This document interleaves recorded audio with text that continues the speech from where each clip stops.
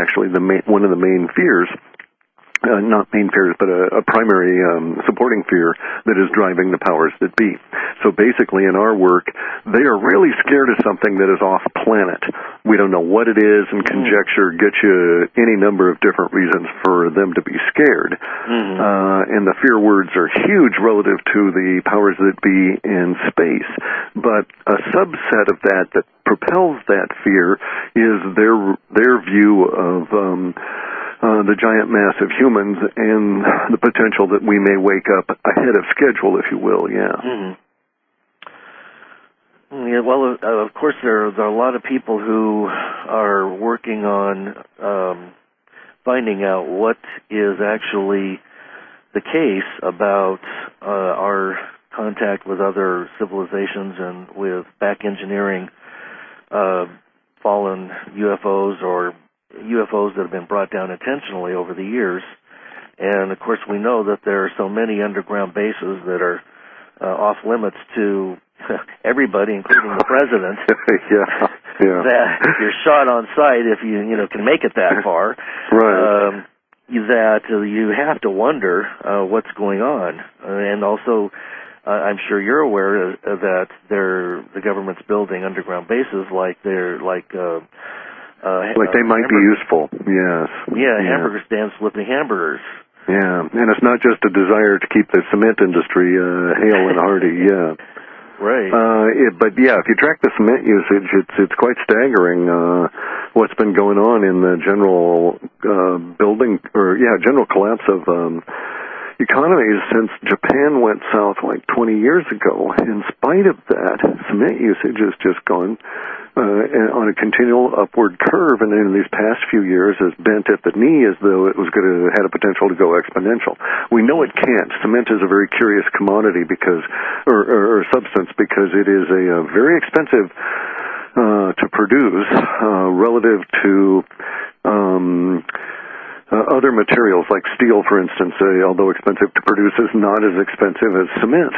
But cement has the longer lifespan, is more malleable, and for a lot of different reasons is one of the underpinnings of our society, going all the way back to the Romans. But it has like a 10 times cost ratio relative to how far you can move it.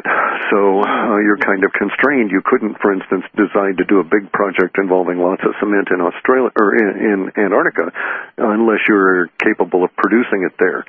So that also tells you something about the centers of activity, in the sense that where suddenly there's new cement plants coming together, and these are indicated by spur lines off of railroads, usually bringing gravel. And so you can really track a lot of very interesting activity and where people are putting what. And you get some very curious questions forming when you look at some of this data and you say, why would anybody be building a cement plant capable of producing that level way up in the mountains there? It just doesn't make sense. And new rail lines for this purpose. So they really do expect something to occur. There's a lot of data we have around the underground words and the underground cities and the safety and surety and so on. But we've now entered into a stage where probably the last 3 years we've got a conscious level of contamination around those archetypes because so many people are catching wind of something and are wondering and discussing in a conscious way underground shelters and so on. Does that make sense? Right. So we've had to tend to discount what we're getting in under certain archetypes just because they've come to the level of conscious usage. So as we see, for instance, the forecast of the global revolution manifest with it starting to sweep around and evolve into something else, whatever we're going to call it when it's planetary, will also at that same time we're losing the ability to really peer into that archetype anymore because it'll become too discussed. Right. Well, it's interesting what you said about something out there that they're afraid of.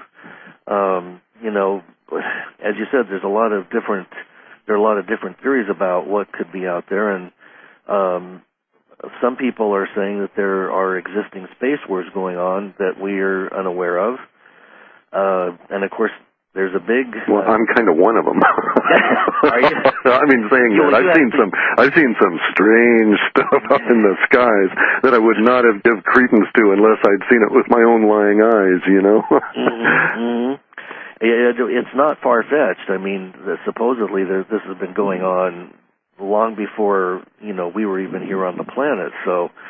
Well, even discounting that, just in the last 60 years, we've got a huge portion of our economy that went underground in the form of being part of the corporatocracy feeding into the military-industrial complex that went dark, and who knows what they've been able to accomplish in 60 years. Oh, my gosh, yeah. Well, I've heard reports that the technology that exists is thousands of years ahead of anything that we're allowed to have here on the, in the yeah, but and that's a little misleading when you think about it. But look at this. If I can conceive, this is one of the thought experiments Buckminster Fuller used to do that was very productive, and his thing was the natural solution to a problem, and it was, if I can conceive of what I would like the natural solution to look like, then I can back engineer from that mental construct to see what I would have to go through to create it. And one of the things I've thought about in this process is that, once you get to a certain stage, you don't have to do welding anymore because you'll be able to instruct metals to grow together. And then you start thinking about it a little bit further and you think, oh, wait a second. You should be able to create composite products that are various different layers of various different types of material, again, in the same energetic form that you're using to not weld anymore. And then pretty soon it gets to the thought that, hey, maybe you could just, tell this big vat of titanium powder to liquefy itself and trot on over into that mold and then solidify and grow stuff, so to speak, so that you'd have, and one of the advantages of that is you don't have to envision a huge number of people being in a production facility because they'll be able to just automate it beyond the ability of a lot of us to understand. Very much like the old cartoon stage where the Martian would show up and put down the little seeds, put water on them, and minions would spring up. It's just a technology we wouldn't understand, but it's one of the things that are far less away than 1,000 years.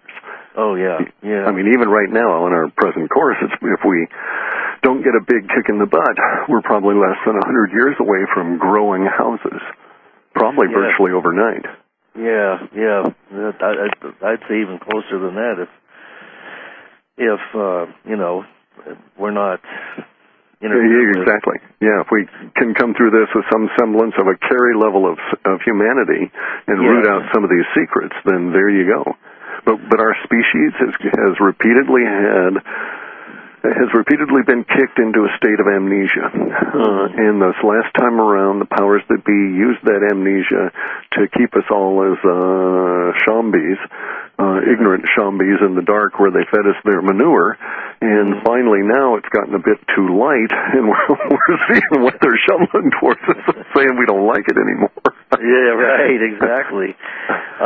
One of the things that you brought out in your report in the beginning, which I thought was really timely, was the potential for extreme or ongoing repression of thought forms and activities. And boy, you hit that one right on the head. You're aware of what's going on with the crackdown on internal terrorists in the United States? Oh yeah. It's a natural response that we've seen highlighted for maybe 18 months now. And of course, it's a matter of time before we're having to, be concerned about that.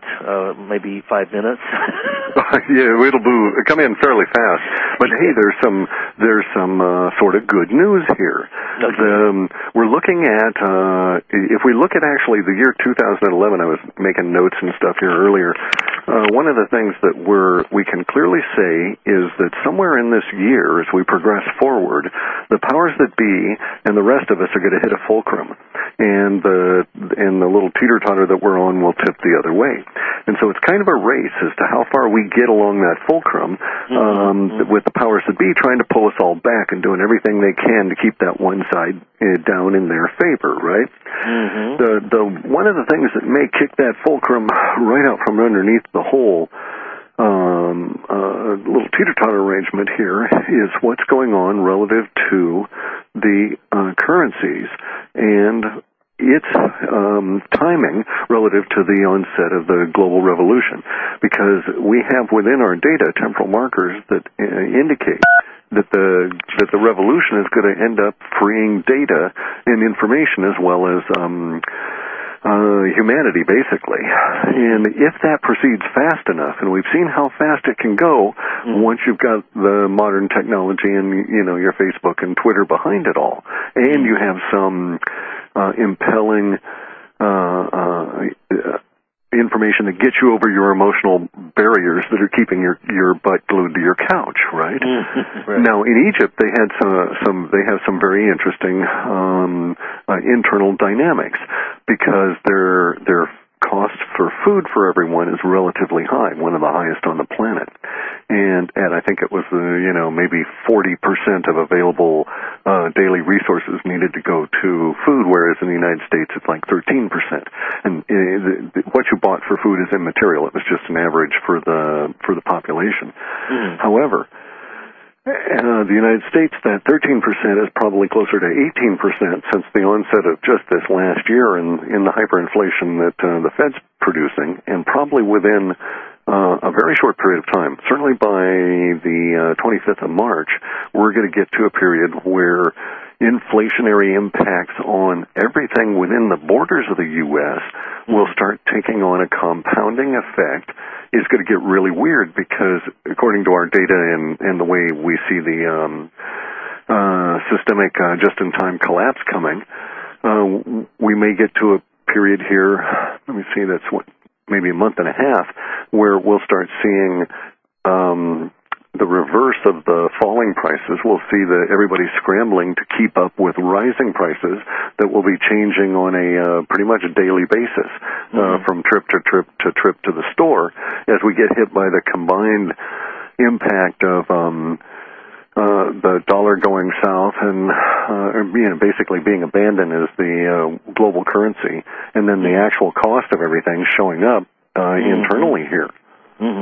You know, we're 6% of the population of the planet, and we consume 40% of the resources. Ooh, wow. Yeah, we've either got to learn to get along on that 6% of the resources, or figure out a way to pay for it. And, the pity of it is, look at the country we're in. We're chock full of stuff we could be doing here, but our entire industry has been sold to China. Right. And, of course, if you take what's going on at the top part, and I don't know what the percentages are, but it's, less than 10% control most of the assets in the world. So we don't have to live in a